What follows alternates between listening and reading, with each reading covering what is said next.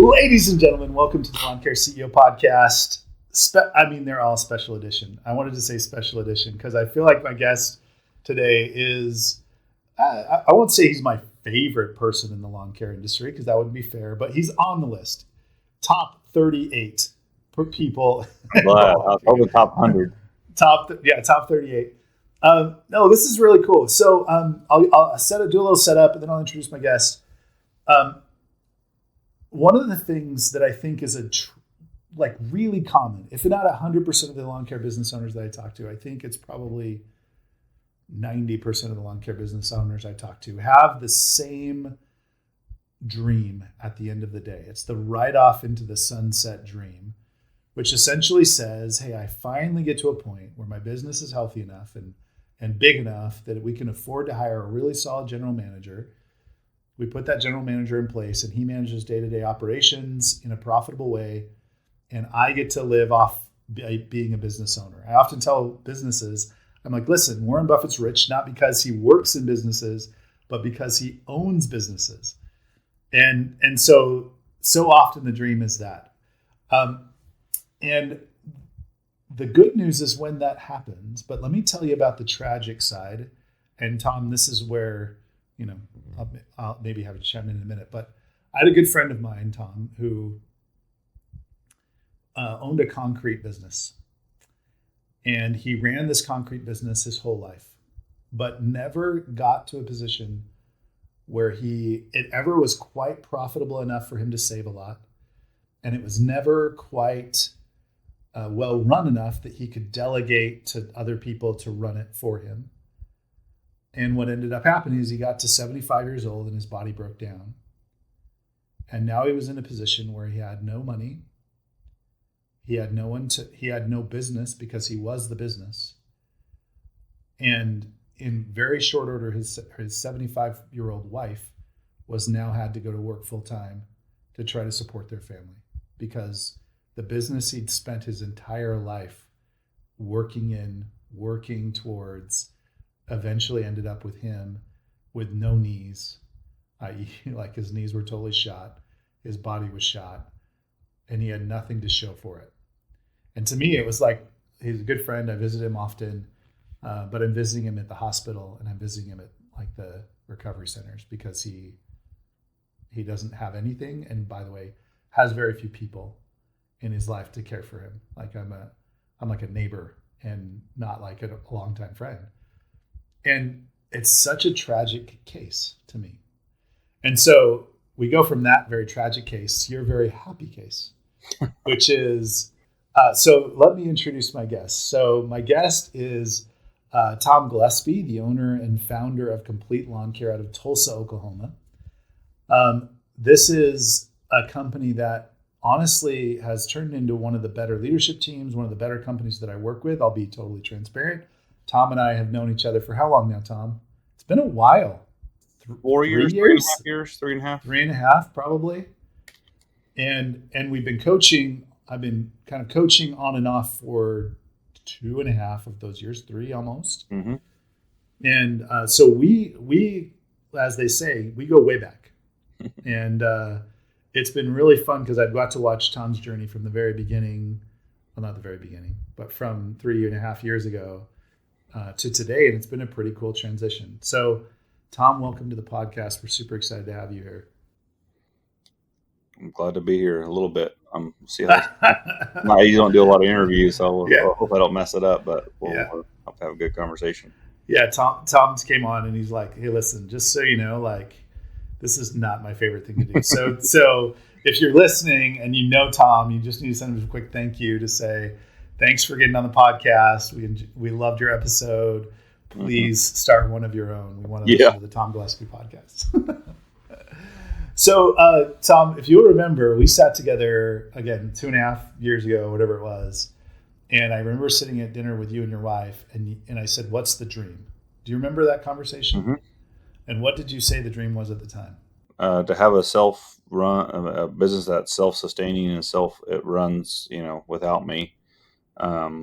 For numerous reasons. I mean, one, I've been doing it for 22 years and 23. And second reason is you brought up about that concrete guy, but I wrote down already as far as like you feel the pressure of as you grow, you have all these people relying on you, and it feels like one little thing on something that happens to me, even temporarily or permanently, the whole business is kind of done for after all this Mm, time and energy put into it.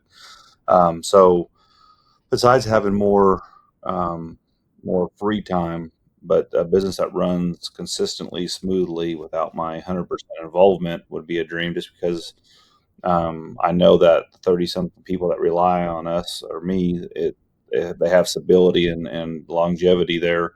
But also a business that runs without the owner, it seems like usually a run better because there's more than one person making decisions yeah. and on a regular basis. And so that's another reason is not having one person call all the big decisions all the time. And so since that time, there's been quite a few things that have surprised me as far as I wanted to have made that decision, but it's turned out, as good or Yeah. sometimes better than if I would have just done it myself. So I love this idea that said a, a non CEO, a non founder dependent company is more stable. It's more like you're more confident that that company is going to last another 20, 50 years. Like who knows, right? It could keep, it becomes an asset in your tool belt and that's independent of you, right? Just like if I own a rental property, I can pass that down to my kids. My kids can own that rental property and it can be valuable to them for generations, maybe, right? Um, and I think there's something powerful in that, and in the ability to create that for your family, for your team, that level of stability. And anyway, I didn't even know that was on your mind. So that being said, we said this 2.5 years ago. Bring us up to speed. Where are you today um, in that journey? I would say, first of all, it's a lot harder than it looks to do it. It was even I've been trying to do it probably about 5 to 7 times in different stages in the last 24 years, and never made a lot of progress. I feel like I think we said earlier this year we said May 1st was a deadline. I feel like June 1st is kind of there. I'd Wait, say June 1st next is month. yesterday. Yes, Yesterday. yesterday. I feel like we're like 85% there. There's a few things financially that with bank accounts and stuff that I need to hand off or get some more signers on.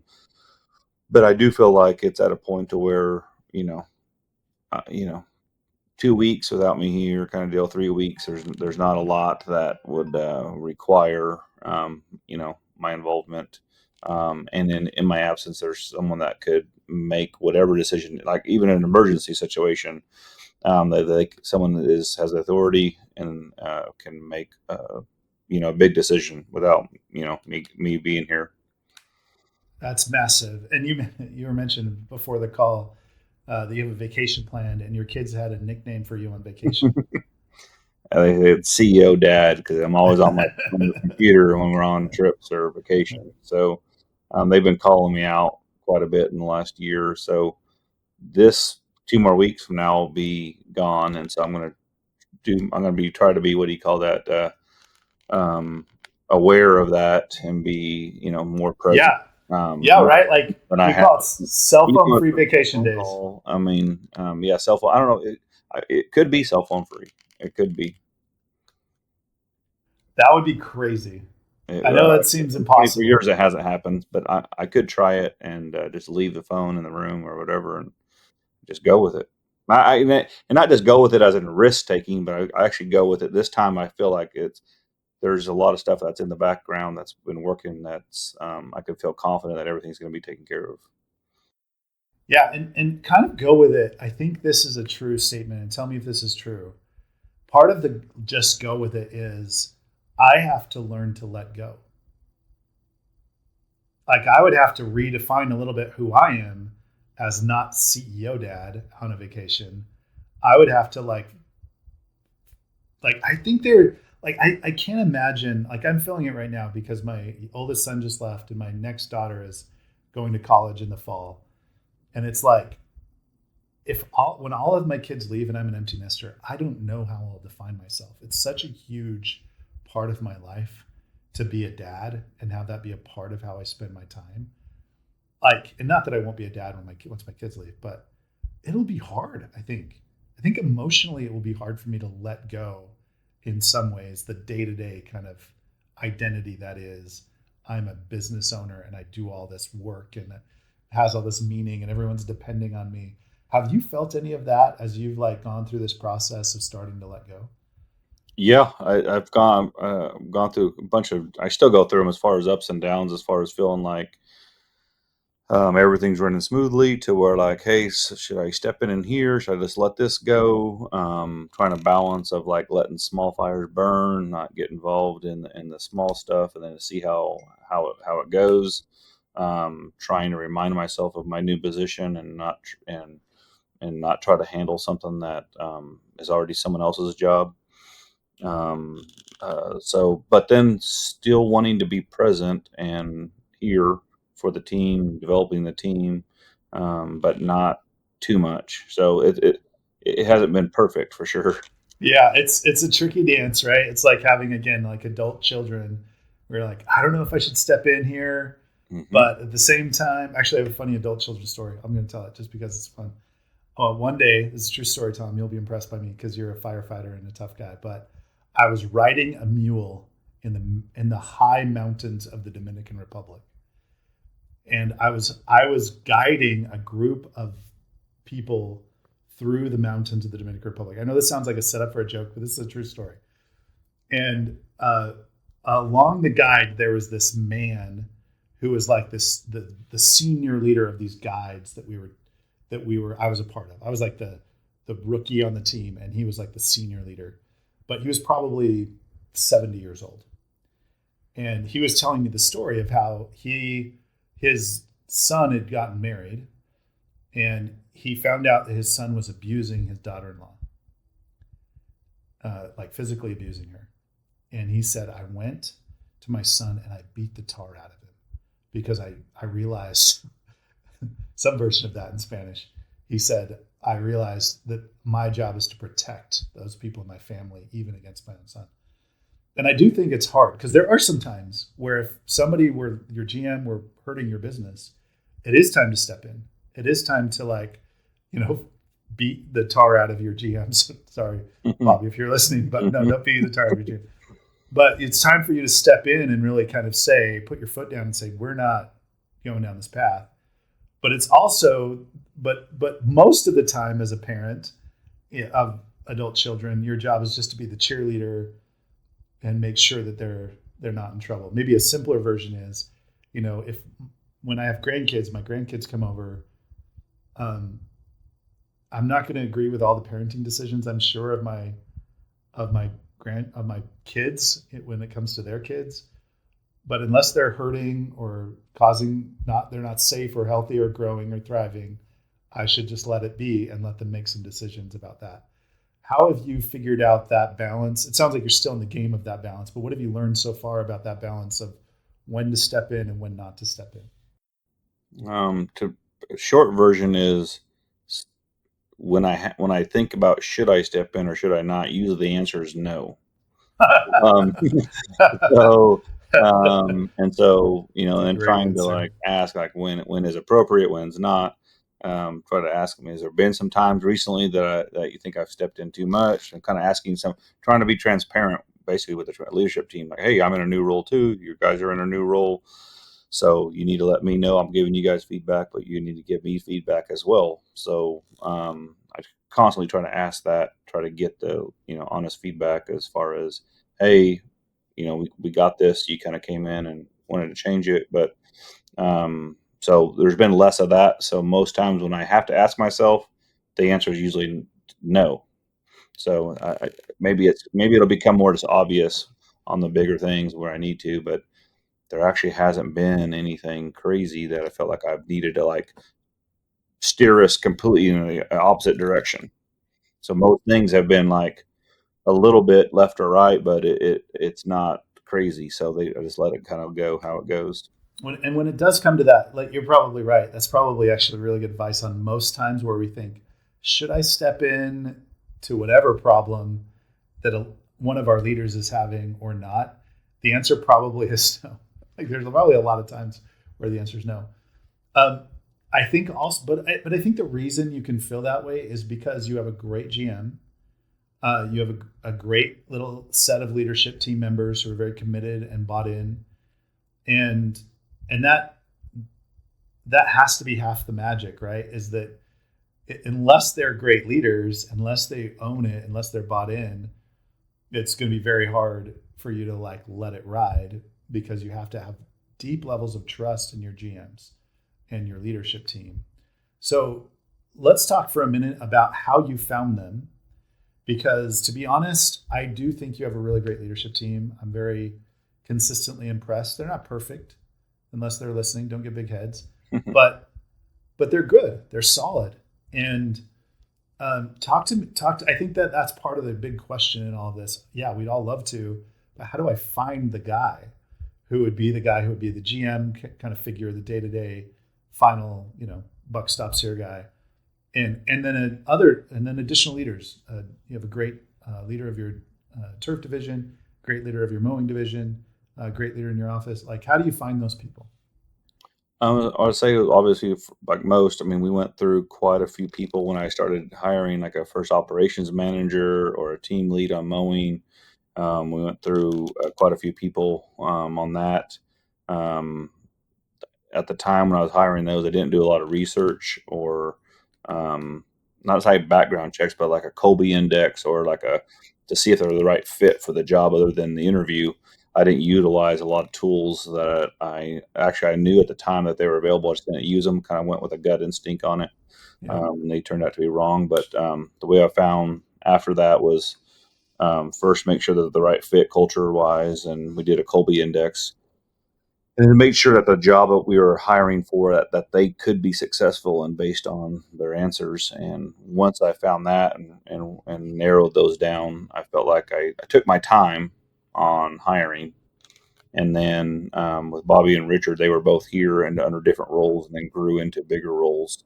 And then on the mowing side, went through with Lad. Mowing side was probably there was probably over 130 applications on Indeed for the mowing director's position. But again, kind of narrow those down. Did several phone interviews, did several in-person interviews, and then did Colby Index, and kind of narrowed it down to kind of the top two or three, and then um, you know made sure they had experience, and then the Colby Index kind of really kind of solidified because I've hired a few people that were never going to be good in their roles, no matter how bad they wanted to. yeah, And yeah, so, it's like if sales, you just cannot become good at sales just because you want to. You got to have some instincts there that just you can't just learn them overnight or anything. yeah. So, As much as you want to be the center on the team, if you're 6 foot and weigh 120, we're not going to put you at the 5 spot, no matter how much you want it, right? mhm. And so there are some native characteristics. You like the Colby as kind of one way to vetting that. Yeah, it's just one part of the puzzle. It's not everything, but that's just a bigger part that I know that in the past when I've made mistakes on hiring, I can point to that score, their score, and be like, they were never going to be good in that, no matter what kind of deal. And Yeah, so they're going to be good at other roles, but not the roles that I was hiring for. And so that's just one part of the puzzle, but that's kind of gears me from the starting point when I get yeah. serious about a big So position. you were successful of growing up some leaders. So bringing them in at kind of a manager level, and then your GM was your turf director first, and then he grew into kind of the GM role. And then you were also successful at hiring leadership outside in, which you just talked about. Um, Speaking specifically of the GM role, so this role of like, where quite literally he's replacing the CEO, he's replacing the founder, and he's going to run day to day operations. He's going to run marketing, say, I mean, the whole gamut, right? What characteristics, I again, I know Bobby. I think he's a great general manager, has a potential, good general manager. I think has a potential to be a really, really great one. But he's young, right? He's been at it for maybe a year now.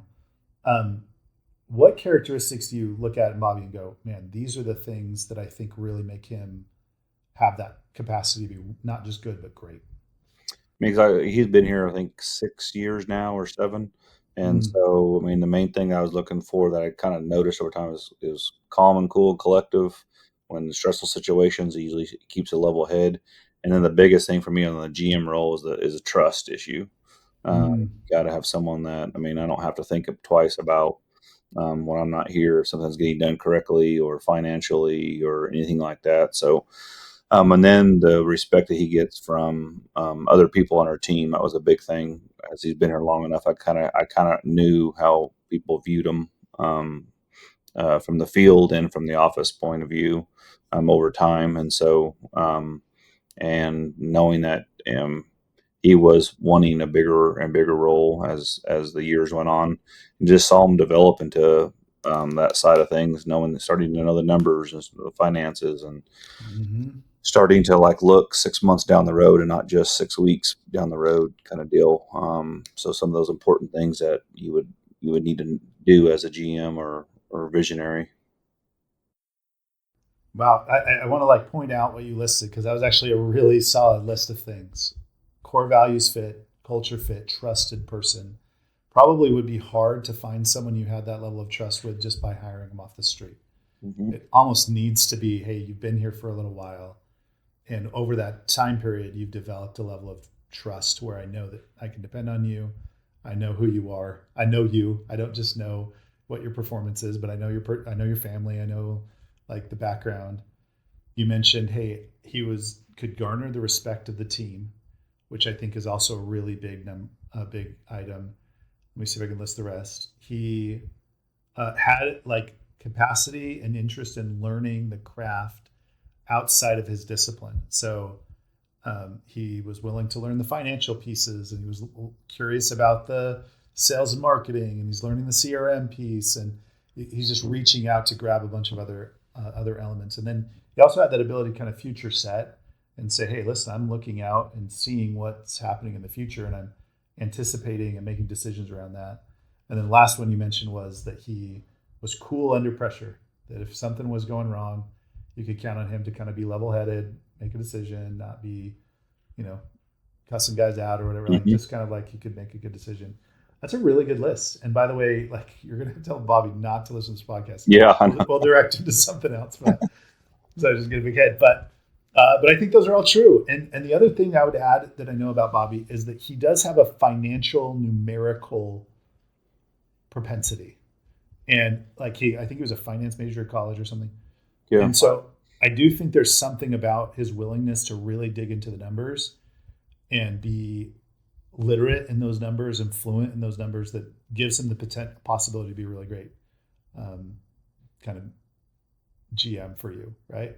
Because there is part of that, I mean, as you're walking away and you're spending time in the Bahamas or you're spending time at the lake or on the golf course or whatever you end up spending your time on, like how can you monitor and know, hey, these guys are doing a good job? Like what's your how do you, because you do keep one eye on the business, you're still a business owner, you're still a shareholder. How do you keep an eye on it without being, again, too in the weeds? Well, the big thing probably is just our weekly KPIs that you helped us develop on our cadence. That took a while to get into a regular rhythm. I mean, I think it took when we first started. We tried. Don't say how long it took you. It was Yeah, too it was long. a long time. It was a long time. Actually, we're still getting good at it, trying to keep those meetings on pace, on track, and not get into the weeds on stuff. But look at key KPIs, and then the biggest one, which we again another thing we fought from your recommendation was the weekly one-on-ones. Mm. We had I You find excuses not to have them, or you're like, oh, I've talked to that person like 5 times this week, so it's really not that pretty much covered everything. But when we started being diligent on the one-on-ones, we get so much information. When I talk to Bobby on those, I usually get everything recapped in that week's time frame, the previous week, and so I kind of know if there's any red flags. I mean, one of the questions is wins, concerns, or anything major decisions that have gone on in the last week or upcoming is one of the standard ones I've added to the thing. And so just to get a heads up on anything that's Do you current, have a list of standard questions you use? Because I I know you're do. very detailed that Yeah, way. I Do do. you have them handy that you could share them? I'll get them. Yeah, I have them. I'll send them to you. I mean, I just I list was of. wondering, can you remember the 4 or 5 for the podcast? Because I do think those would be.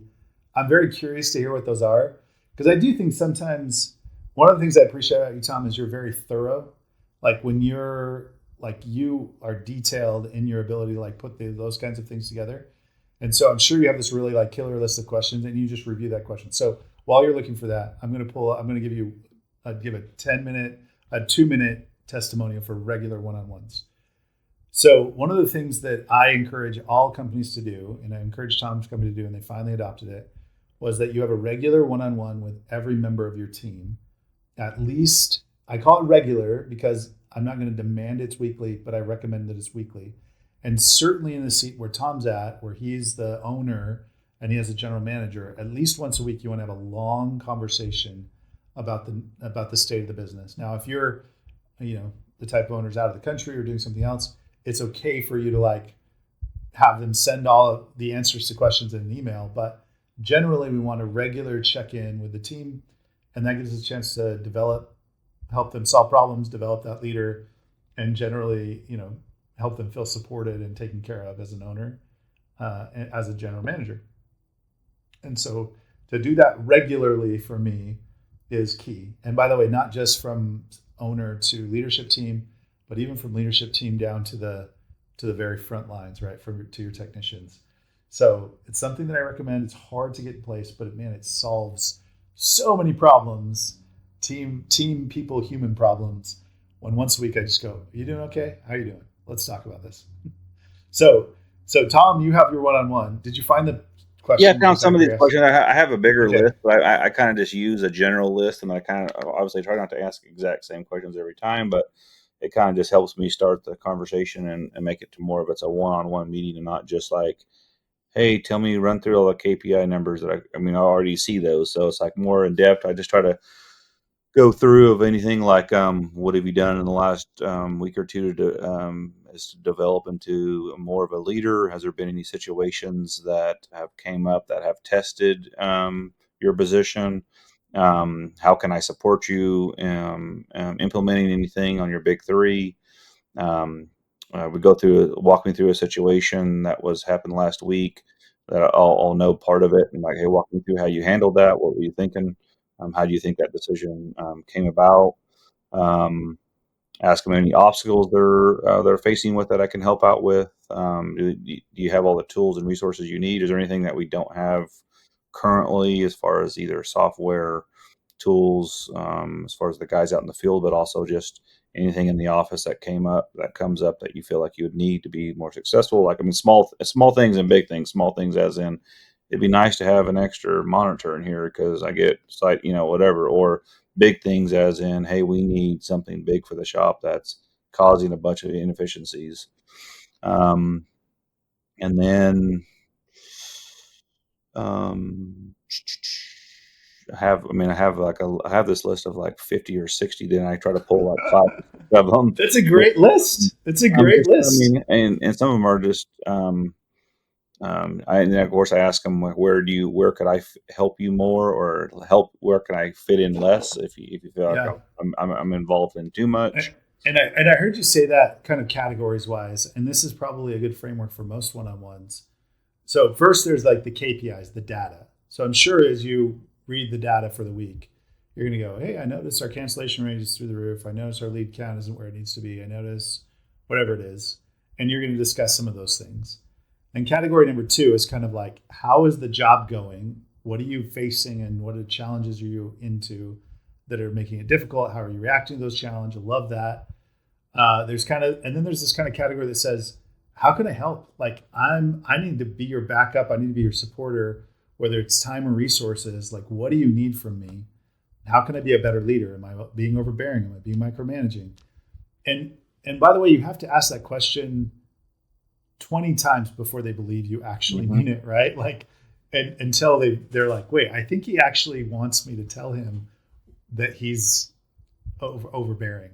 Like, Mm-hmm. you kind of have to like, it's hard. Like, it's hard to tell your boss, give your boss feedback. That's a hard, scary thing. The hardest thing. I've been begging for like the 360 feedback, but of course I get trying to bring it up more than once a quarter on the review. Like trying to bring it up like a weekly. Like, hey, we're like just being transparent with like I'm in a new position as well, just like you are. Like give me some of the feedback as well.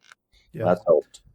It's probably one of the characteristics I'm looking for a little bit in in a new general manager is their willingness to be candid with me and tell me when the things that's like the ultimate evidence. They're going to tell you the truth, right? It's like if you're the friend who's everyone's got a friend who will tell you that you have something in your teeth, and you Hmm. want that friend who's like in a general manager, you want that friend who's going to go, dude, you got something in your teeth, man, and it's embarrassing, and I just want to let you know. And that to me is an important characteristic that we do want to build with our general managers is that kind of ability for him to feel safe and comfortable sharing when things aren't going well so that we can know that things aren't going well. Because the further away we move from the business, the more opportunity there is for them to hide things in the business. Yeah, And I and think, I so mean, not just financials or like numbers or money, but it's hiding, like it's not hiding, or not gonna say hiding in a malicious way. Hiding things is letting things go because it's too hard to deal with, or it's just easier to kind of forget. It's a small problem now, it's to let it brew in the background, and that's what I'm trying to find is, or bring up those small things before they become large ones. Kind of deal when to notice those things, but um, also both for all the leaders in our leadership team to have the transparency to be able to come to us and be like, hey, here's what's going on. It's been going on for about a month or so. Probably should have dealt with it a while ago, but now it's festered into, multiple crews are having the same issue. Whatever, and then we can kind of handle it. But I always try to find like the small fires before they become larger ones. So talk to me about because a big part of this journey to again being cell phone free, non CEO dad is figuring out how to develop leaders into better leaders. Of like taking someone who's a good turf director and turning them into a good general manager. Any counsel you have for guys who are trying to take that journey of developing somebody into a little bit better leader? For me, what's helped is coaching with you, the conferences that I go to, peer groups. We're involved in a peer group, and it's we do encourage in house is to do leadership development as far as books, audio books, regular books. Mm-hmm. Um, That, by the way, was another like alert for me that you'd hired the right general manager. Is I think Bobby said one time he's like, "Hey, listen, I've been listening to podcasts and books like crazy, trying to learn how to be a good leader." And that was like, oh, that's what I want out of any leader is somebody who's investing. Like that becomes their hobby for a little while, where they're like, I'm listening to podcasts, I'm listening to things. So again, I'll make a plug. If your future leaders aren't listening to our podcast, they should listen to our podcast. yeah, They should listen to Dan Martell. They should listen to Gary Vee. They should listen like all these there's great leadership podcasts out there in the world to get, and we should be putting them onto that. I think Gary Vee said, "We are what we listen to," and it's like, yeah, we are what we listen to. We are what we read, and so the more we can kind of involve them in those things is better. The other thing I love that you do is you're investing for not just you to attend the mastermind group, not just you to be coached, but you're investing in these guys going to the mastermind groups and these guys being coached. Have you seen talk about that impact of where, because I know you've been doing this stuff for a long time. What impact did it have when you started taking some of your leaders into those environments as well? um, taking them to some of the conferences, they felt more at ease and relaxed of asking other people in the industry similar questions or issues they're having here in Tulsa. And everything from same position or the next position up, or seeing a company a little bit bigger that's struggling with something that we were struggling with, or they worked through it. So the networking with different people in the industry has been powerful for them. I mean, I think each of them have met someone that they talked to. I know Bobby's talked to several people in the industry now that he didn't have access to or didn't know them before he started attending these. So it's been the conferences and then the networking. I mean, after you get to know someone on these trips, I mean, being able to pick up the phone and just call someone randomly that you've only known for a few months, but they're in the exact same kind of business, even though they're 800 miles away. That's Yeah. powerful to be able to pick up someone and be like, hey, Here's what here's what I got going on. How would you handle it? That's I usually, for me, and even for them, they've said that the most they've got out of these conferences and peer groups is the networking they get after that they leave. And then, of course, we do the biweekly calls with you, so they get to ask questions, or if they're upset about something, or they don't understand something. I think that those quick little calls helps as well. Just ongoing training is one of my questions on each quarter when we do is, what leadership development have you done other than what we already have in place? As in any we have a book club. Only a few people take advantage of it, but it's like if you read a book and give a quick 2-paragraph summary in the next meeting, we pay $150 or something like that for reading the book, and then give your recommendation. Should the rest of Dude, us read it, or should it was a love decent that. read, but you don't recommend it for the group. So I try to find books that I like for the group and for myself, and then pass them along, and then they do the same. Hey, I read this cool podcast. You might want to listen to it or something. So. I think over time you've done a really good job creating kind of this culture of learning, and it's gone down at least to that tier of like the director of your different divisions are all kind of in the learning mode, and again, to me that's really important. Like one of the things that I think is true in the industry, you can tell me if I'm wrong, but I think it takes a little while for a guy to believe they're a leader, like to like buy into the fact that they're not just a mo guy or not just a tech.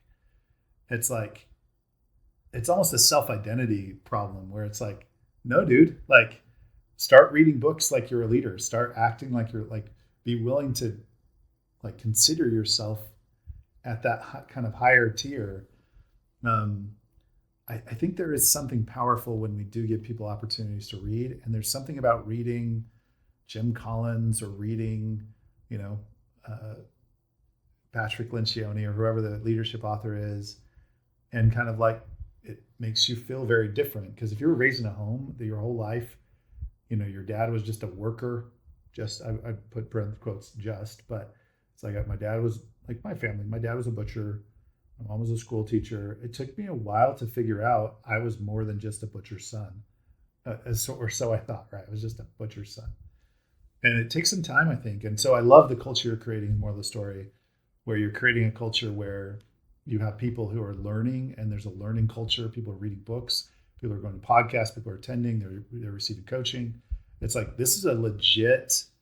I mean, I don't know that I've seen it in software any better. It's like we have a culture of leadership development and learning, which I think is key, by the way, to put you in a seat on a plane to the Bahamas without your cell phone. I think we're going to try it here in 2 weeks. Yeah, it's like we finally get a chance to try out the non-CEO dad. Mm-hmm. Um, so I love that. I love the idea of like, all right, we got to go find these great people in our organizations. We got to really invest time and money to develop them.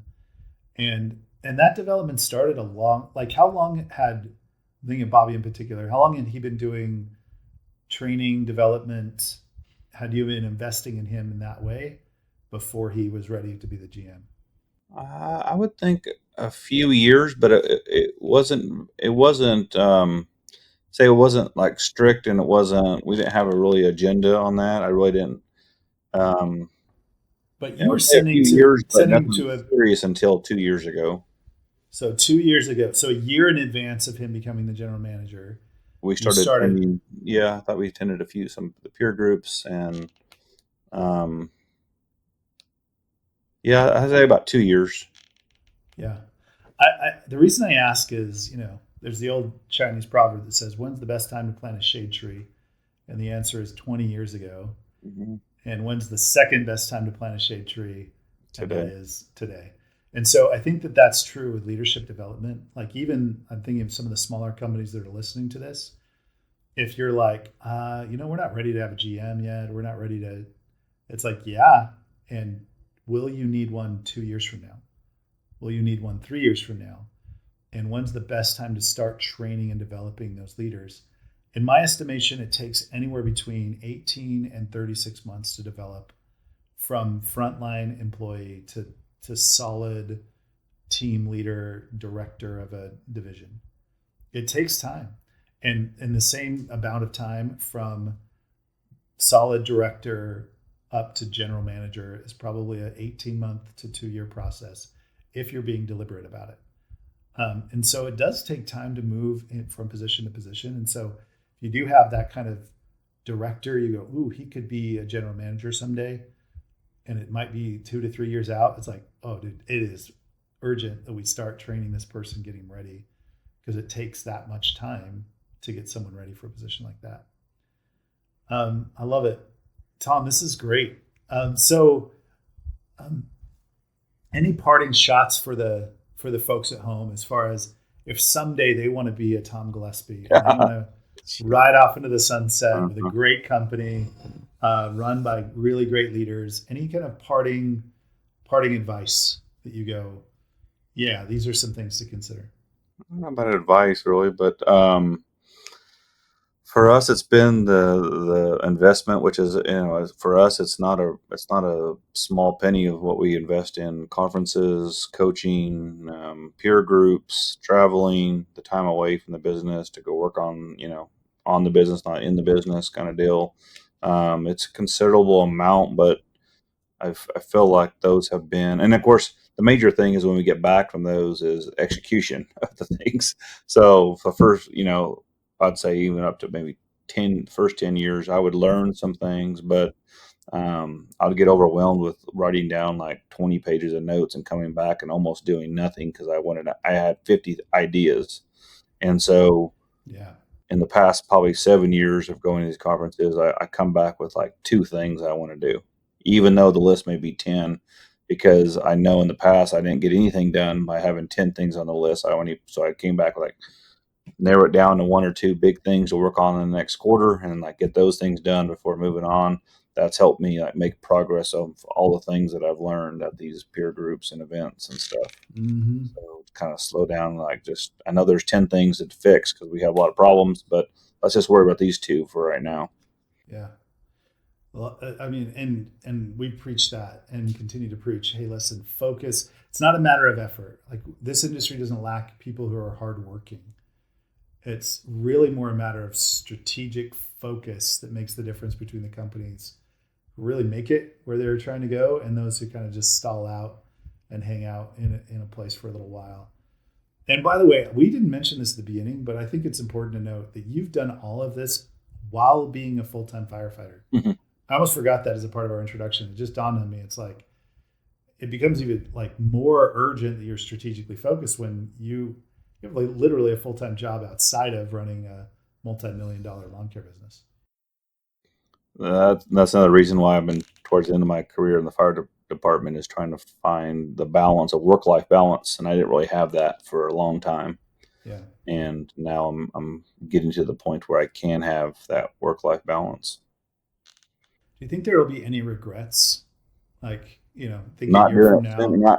not getting the business in that place sooner, because it could be operating a lot better, I think, if I had Mm, done it that way, 7, 8 years ago. Because there's been some rough times inside those 24 years. I mean, quite a few different waves of some bad years. Um, so yeah, I mean, just I wish I would, of course, started this journey sooner, but uh, we're a lot closer in the last 2 years than yeah. we were at the previous 22. When's So the best time to plant a shade tree? 20 years ago. When's the next best time today? Right? It's yeah, like, yeah, like we could have planted it 20 years ago, but isn't it great that we planted it 3 years ago, and we're now seeing it come to fruition and come to fruit and being able to harvest some of the benefits of that work. Um, this is awesome, Tom. Like, I want to like celebrate your graduation day, which was June 1st. It sounds like, where we're just right up, like literally catching you like the day after. We're kind of feeling like, yeah, I think I'm kind of there. I know you have some vacations planned. Any big, like, what are you gonna do with your time now that you're an old retired fogey? yeah, I'm not there yet, but I'd probably say golf, lake, kids. Repeat. Yeah. Yeah, golf, lake, kids, repeat. Golf, lake, Mm-hmm. kids, repeat.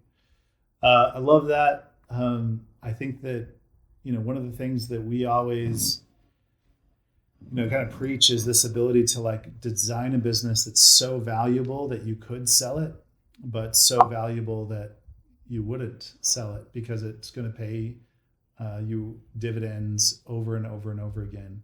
Again, I'll repeat, Warren Buffett is rich not because he sold a business, not because he works in a business, but because he owns companies that are well run and highly profitable. And so for me, one of the great secrets to wealth is our ability to build companies that self-manage, self-fund, and so that we can be owners of businesses rather than just workers in them, or rather than somebody who's sold a business once. I do think there's value. Now, don't get me wrong. I'm okay if you want to sell your business. I love it. It's great. If you have another plan to take that money and go invest it somewhere else. But it will be very difficult for Tom Gillespie, even if he sold his business, to go take that money, invest it somewhere that's going to give him the return on investment that this business will. Mm-hmm. Right? Like, I don't know what percentage return you'll get on your, but it's going to be like 10, 15, 20, 30% return on what would have been the alternate choice of like, we go sell it and then we go invest that money in the stock market or whatever. I do think that this is a really, really good investment to hang on to a business that's running and growing and scaling. Like, you can have a business that will grow by 20% or 30% a year because it's well run and taken care of. And not only that, but also churning off, 20%, 18, 17% profit at the same time, which is a dream. And that allows you to play a lot of golf, go to a lake a lot, and do a lot of other things too. Yep. Awesome. Tom Gillespie, I want to just clap for you. Congratulations on 3 years of really hard work to get to a spot where you appreciate all your guys' help through the journey, because you've seen quite a bit of transition since you came on till now. So it's been a good partnership. Yeah, agreed. That's how I feel. Good partnership. All right, ladies and gentlemen, thank you for listening to the Lawn Care CEO podcast with today's guest, Tom Gillespie. Huge cheers for Tom Gillespie. I do feel like we should have some kind of graduation ceremony where he gets to turn his tassel from employee to shareholder, where we go from one side. Now I am now a shareholder. Love it when that moment comes where you get to be a shareholder in your business and not an employee in your business. I'm wishing that for everyone who wants that as one of their goals. As always, thank you for listening to the Lawn Care CEO podcast. Go do more.